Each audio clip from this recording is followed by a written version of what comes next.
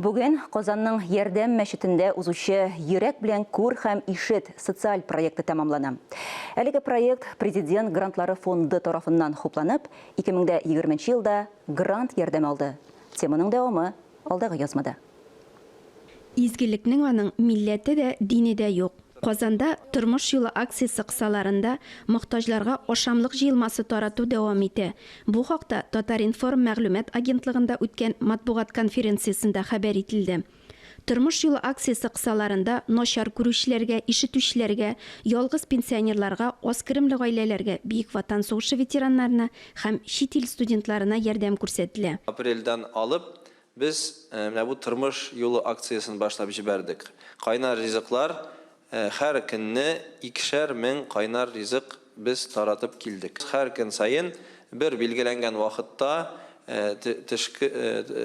ризык без кайнар ризык китереп тордык аларга, Аллага шөкер. Без яңадан әзер бу тормыш юлын яңадан башлап җибәрергә, шулык масштабларда яки инде тагын да күбрәк масштабларда, әгәр дә ки инде безнең халкыбыз, безнең милләтебез, безнең дин кардәшләребез бу акциядә шулай катнашсалар. Тормыш юлы акциясында катнашырга сезне барчагызны чакырам. Президент гранты ярдәмендә аена 320 ашамлык җыелмаларын һәм 150 ланчбокслар таратабыз. Бу акция тагын ярты ел дәвам итәчәк, диде Тормыш юлы хәйрия акциясының координаторы Владимир Новиков.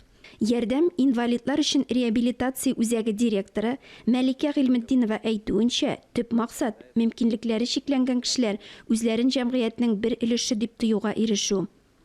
Хәзер, Аллаһа шөкер, мин ярдәм эшенә укытам, өйрәтәм.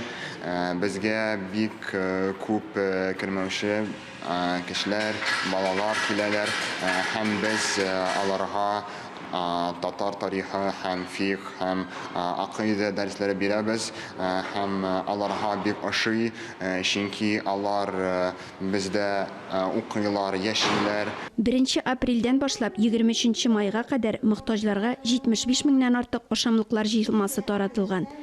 Ләлә Зайнуллина, Тахир Хәсәнов, Татарстан яңалыклары.